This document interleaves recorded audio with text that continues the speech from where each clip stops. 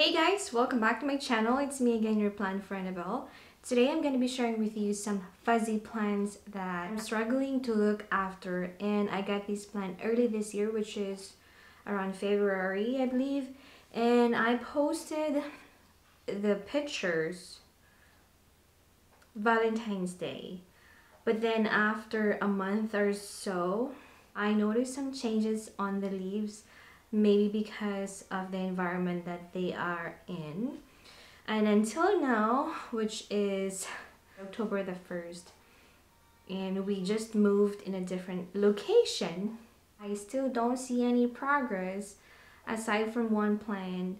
But I'll just show you guys how it looks from before and the after. So actually this is the before, and I'm gonna be showing you how they are now, because they are really terrible and I have no clue what I'm doing. Also, I've forgotten to look after them. They're very pretty plants, but it's just that I don't know why they don't like the area that they're in, and I've been like searching what's going on with them, and I found out that they love to be in a cool area, but it should be in a good humidity level. So I'm thinking to do my methods, which is the clear box method, and I'll be repotting them because I placed them in perlite, and the other one, it seems to like the cocoa core and perlite.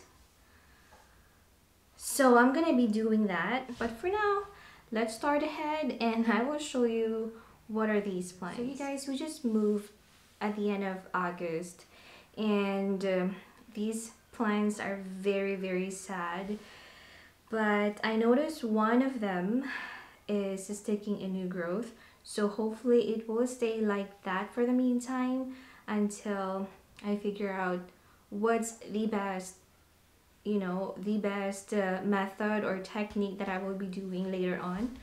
But let me just show you these plants. So all of the plants that I will be sharing with you is Anthuriums, and I have the two in a clear box. So I'm using, I'm not sure what size is this one. This is how the size of the lid, and I got this one from IKEA. So the first plant that I will be showing you is, look how sad is this plant, guys.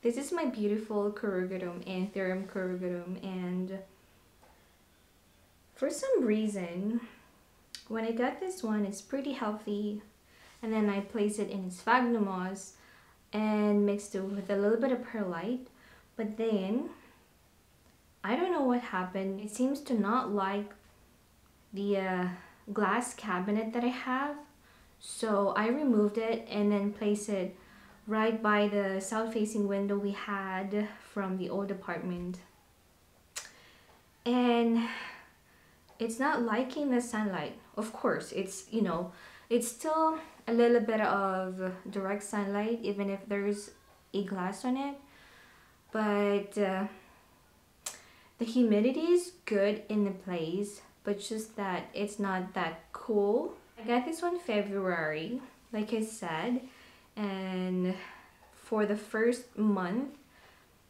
it's growing pretty good. Like, I seen some growth as well, but then whenever it came to this size, it suddenly fell off, like it's dying. I don't know why.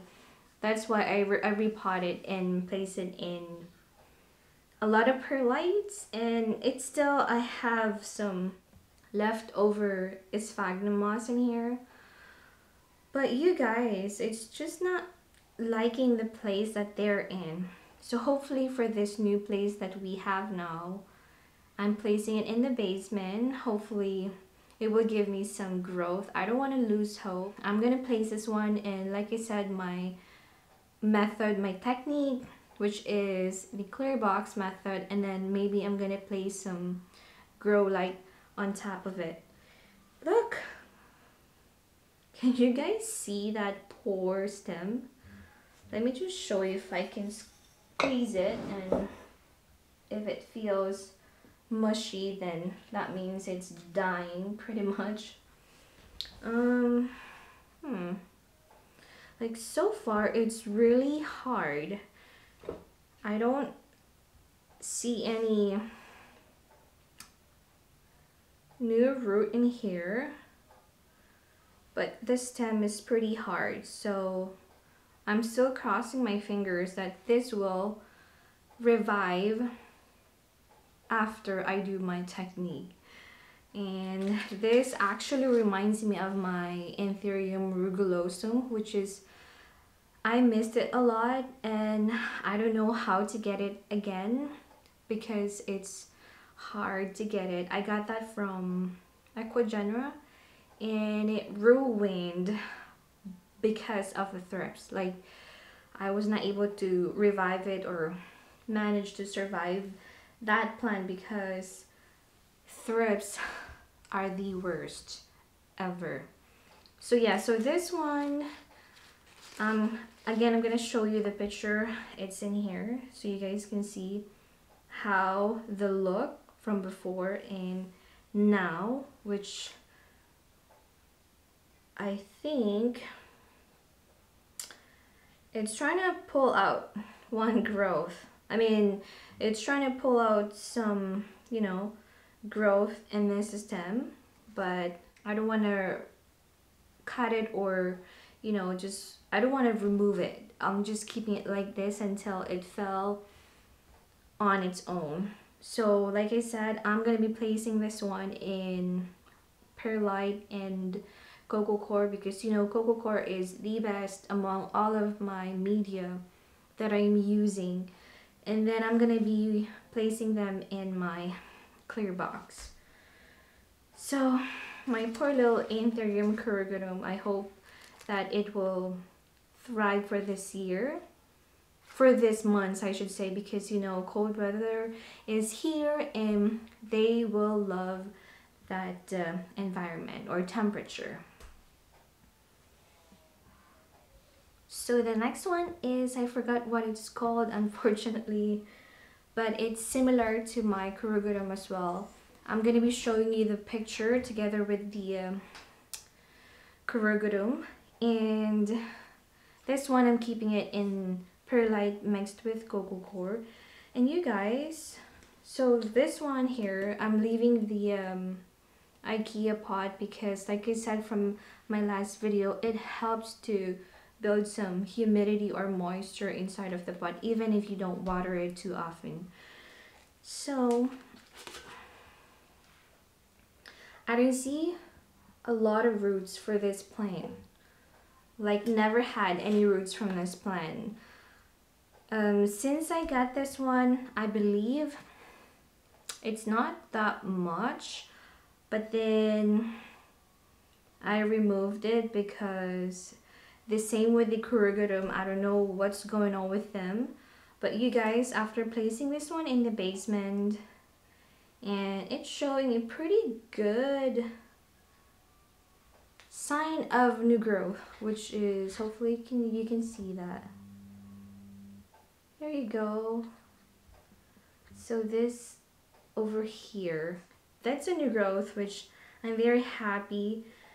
I'm just gonna leave it in this pot together with the media that it's in and just place it right into the clear box, and we will see what's gonna happen hopefully after a month. I'm gonna give it at least a month and I will show you how it looks.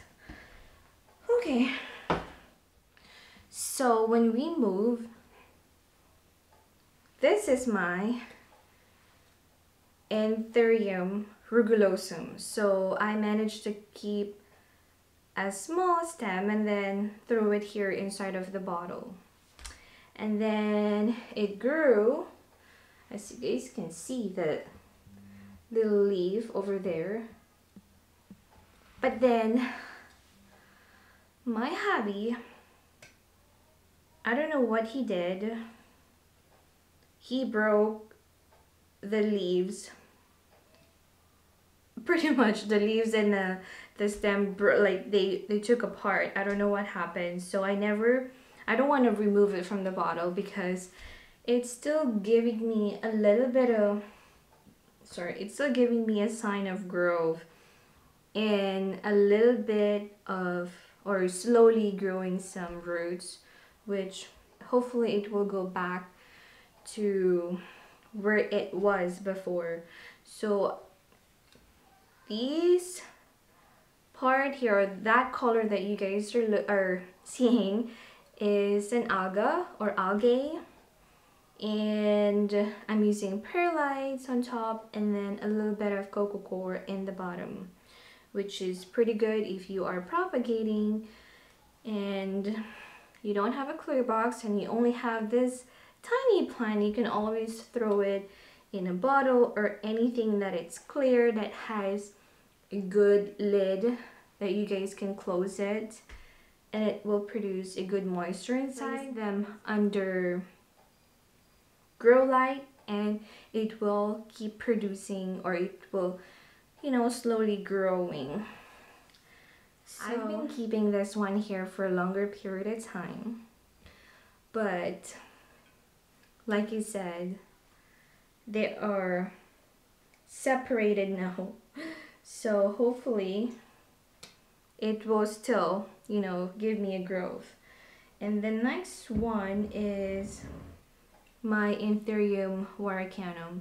This was my first Warricanum. I believe this is from Indonesia. It's not from Ecuagenara. I have the Ecuagenara one, but the Ecuagenara one was killed because of the thrips as well. So I managed to save a little bit of stem. Yeah, and actually made a mess, so it's not, I don't know how to show you. Let me just open it so you guys can see.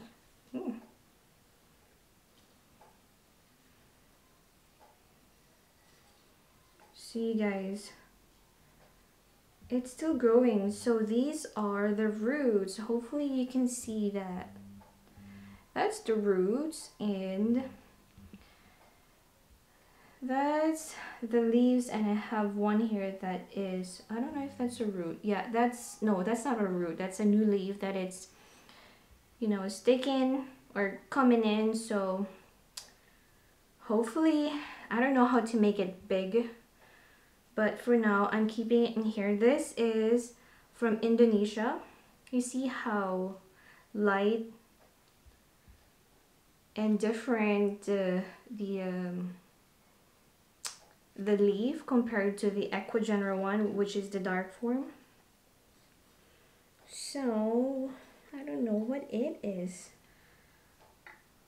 Okay, so that's nothing. I'm gonna leave it here again and stick it in here. And then I have my Ningaritans here, my tiny Ningaritans, which it's still growing. Oops, sorry, I'm making a mess. Okay, believe it or not guys, this is the Philodendron Ningaritans, and I don't know why it is not, you know, giving me a bigger leaf. Well, of course they're in a small terrarium I called, but I'm still hoping if I place this one under the grow light and it will give me a good leaf, hopefully soon, because most of my philodendrons never survived in my care.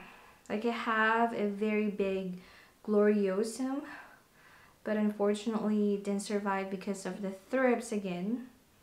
And you guys can see I have a beautiful gloriosum and I have a huge leaves. Like, I don't know why I didn't propagate it properly before, which when I started, I don't have any idea about propagation. It's only water, which, you know, not too bad. But then I didn't know about this technique until, you know, I got my anthuriums, which is sad, but you know, you learn from your your own mistakes and experiences, but I guess it's okay to had that experience, and I'm happy because I know what to do with my plants now. So yeah, that's pretty much all of the anthuriums that I had. Well, I have one, see, I have another one in the basement, which is the longistrosum. And I'm planning to repot that as well because there's a thrips when it's growing pretty well. And I was not able to see it like right away until it ruined all the leaves, especially the beautiful leaf that it just started to, you know, grow. I don't know. Thrips are the worst, like I said. Like, I don't want to have it anymore in my plants. So you guys, if you are collecting and if you're a beginner, don't just keep buying and buying a lot of plants, especially if that plant is very popular or like you really want that plant. Because sometimes when we buy plants, we tend to ignore or don't realize that we are also bringing pests into our home, which we don't realize until we see it into different plants that we have. So just be careful and just be mindful about it, because like I said, all of my rare plants and philodendrons did not survive because of thrips. I got the thrips from Walmart, which is a beautiful plant, which, you know, when I first started, I didn't even know what is a thrip, and I didn't even know what type of plant is this. So I just, when I see it right away, I told to Mikey, I want to grab that plant because it's beautiful and it's huge and it's pretty cheap. But then when I place it right into my other plants, and that started my dilemma among all of my plants. So yeah, pretty much that's all my sad plants. You guys, I want to have these plants grow and multiply where it used to be, but hopefully I will be able to, you know, do something about it, especially cold weather is here, like I said. And I'll be sharing with you the update for a month or so. So thank you for watching, and thank you for listening again. And you guys, thank you for subscribing to my channel. It really means a lot to me. I try to make a video at least 1 or 2 in a week. So click that notification so you guys will notify if I upload a new video.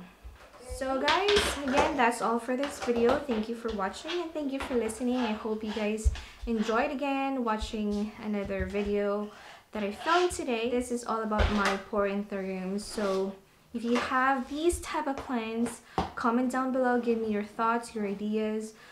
This will really help me. And also if you're interested with my technique or methods on how to propagate your plants and how to look after your plants, check out some of my videos, and don't forget to follow me on my Instagram, Abel's Plant, and I will see you soon on my next video.